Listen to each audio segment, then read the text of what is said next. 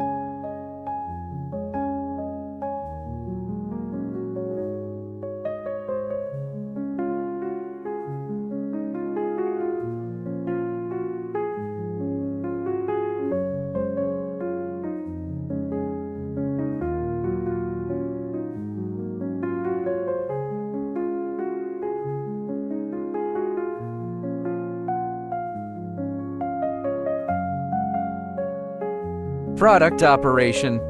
Turn on the power. Press the lift button to raise the forks.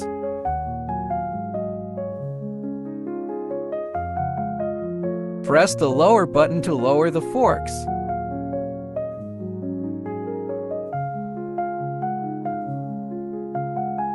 Press the tilt back button to tilt the mast backward. Press the tilt forward button to tilt the mast forward. Push down the handle to move the stacker forward.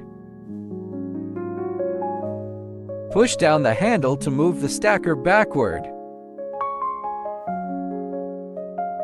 Press the turtle button and rotate the accelerator knob to move in tight space.